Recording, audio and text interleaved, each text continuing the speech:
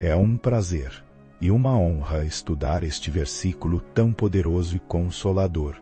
Ele é um farol de esperança em meio à tempestade. Vamos refletir neste texto, profundamente enraizado, no contexto e na aplicação prática desta verdade para nós em tempos difíceis de doenças, guerras e escassez do amor. Esta palestra foi estruturada em partes, para que possamos mergulhar fundo no significado e na relevância destas palavras para as nossas vidas hoje. Caros amigos, este é o canal Conexão Mori. Envie esta mensagem aos seus contatos.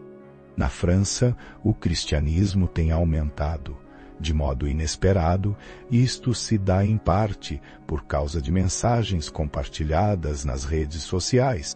Esta é uma missão. O vídeo é gratuito e só depende de seu clique para chegar a mais pessoas. Isto é ser um missionário propagando o Evangelho de Jesus Cristo.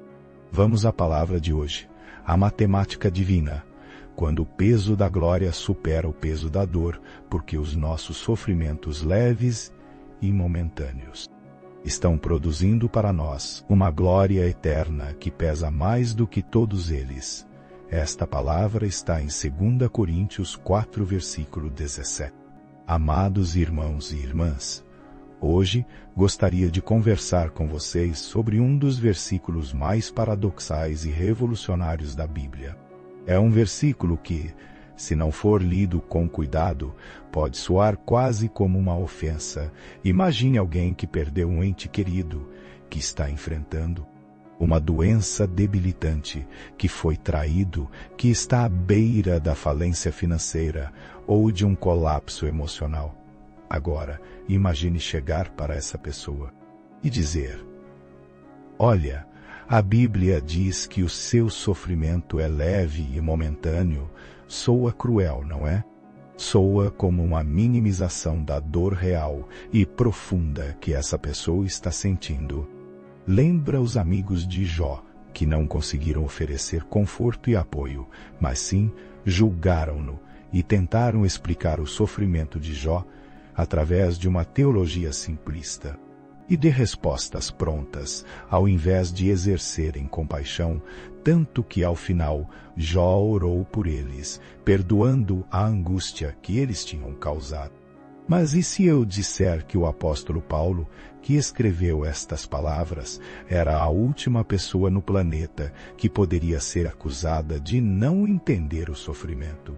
Ele não era um teórico de poltrona, ele foi açoitado, apedrejado, naufragado, preso, traído, faminto e em perigo constante. Quando ele fala de sofrimento, ele fala com a autoridade de quem conhece cada cicatriz em seu próprio corpo. Somos humanos. Não gostamos de sofrimentos, seja em qualquer área. Não suportamos nenhuma espécie de dor. Então, o que Paulo quer dizer? Como podemos reconciliar a realidade esmagadora da nossa dor com a declaração aparentemente contraditória de que ela é leve e momentânea? A resposta está no que eu chamo de a matemática divina, e é sobre isso que vamos falar aqui. Paulo não solta este versículo do nada. Ele é o clímax de um argumento poderoso que ele constrói ao longo do capítulo 4 de 2 Coríntios. Para entendermos o versículo 17, precisamos olhar para os versículos que o antecedem. Paulo está defendendo seu ministério e, ao mesmo tempo, encorajando uma igreja que também sofria. Ele estabelece contrastes radicais. Versículo 7. Temos, porém, este tesouro em vasos de barro. A primeira verdade, somos frágeis. O tesouro do Evangelho da glória de Cristo está dentro de nós, que somos como potes de barro, quebradiços, comuns e fracos. Por quê? Para que a excelência do poder seja de Deus e não de nós.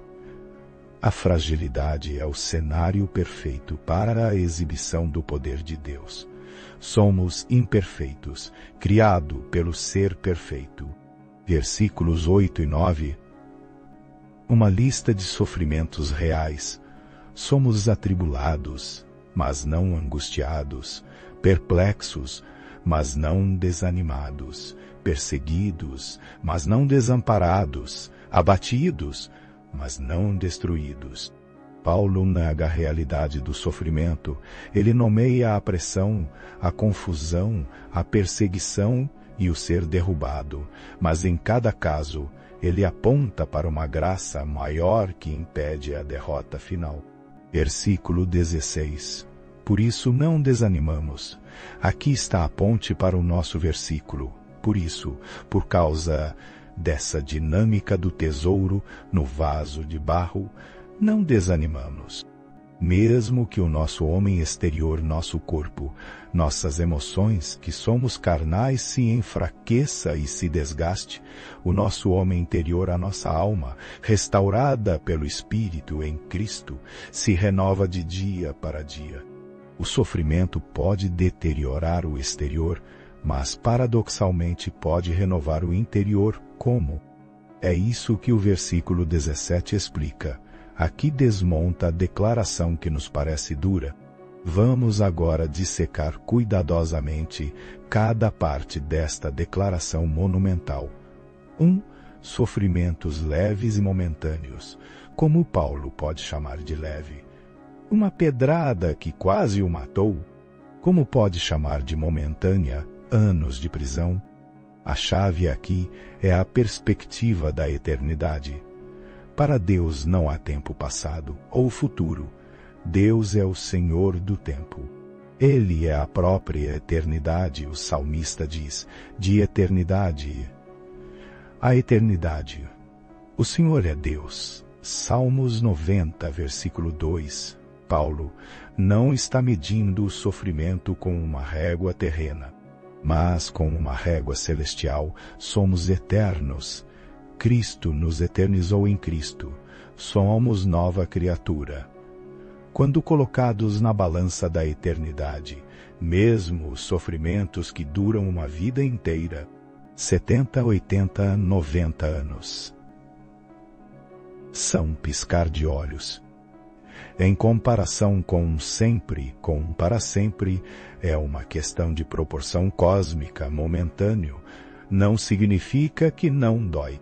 Significa que não é a palavra final.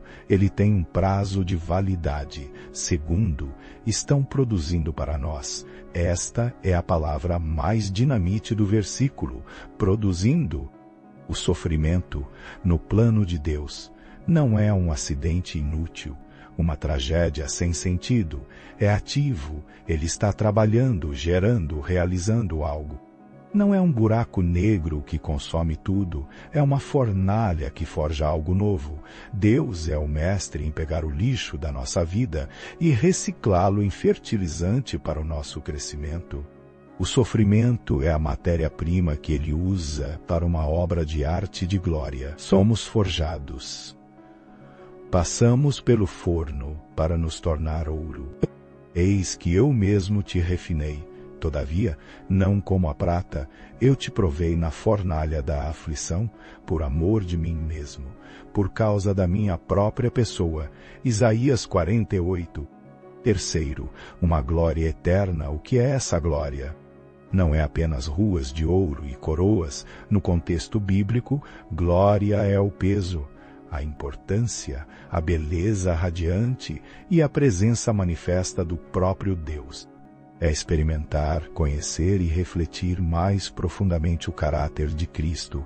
É a nossa capacidade de desfrutar de Deus e ser como Cristo por toda a eternidade. É a plenitude de alegria, paz, amor e propósito para a qual fomos criados.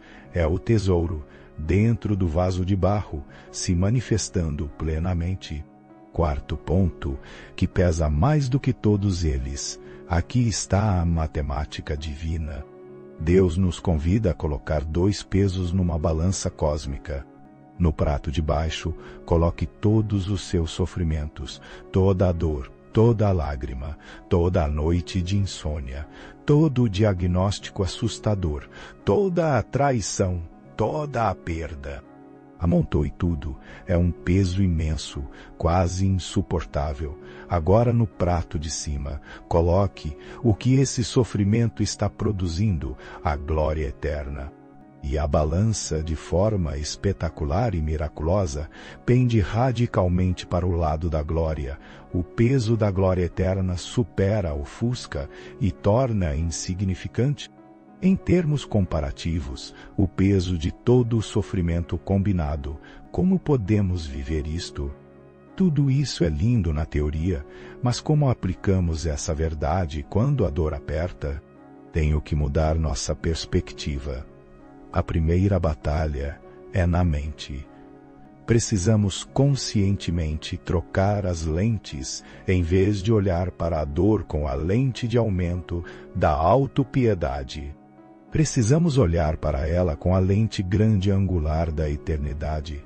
Pergunte-se como isso que estou passando pode, nas mãos de Deus, me tornar mais parecido com Jesus. Como pode produzir caráter, compaixão, dependência e esperança? A Bíblia nos incita a não ter medo, porque estamos co-criando com Deus nossa vitória. Mas se temermos, não podemos gerar senão derrotas, entende isto?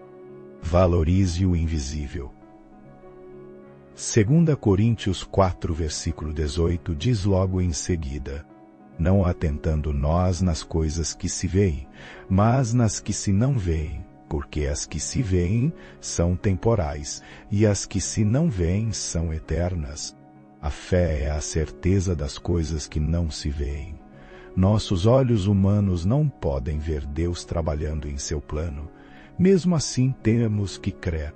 Precisamos aprender a valorizar mais o que Deus está fazendo dentro de nós, paciência, fé, amor, do que o conforto que estamos perdendo fora de nós. Permita-se sentir, mas não se afogue. Deus não nos pede para sermos robôs. Jesus chorou. Paulo se sentiu desesperado.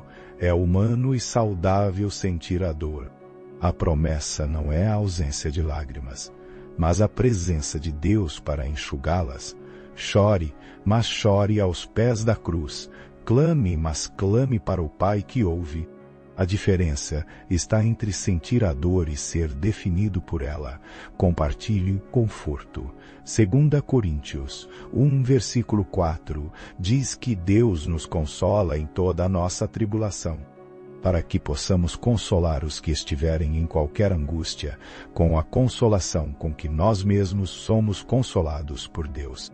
Agradeço sua atenção em assistir até o final. Compartilhe este vídeo, faça inscrição no canal, dê seu like.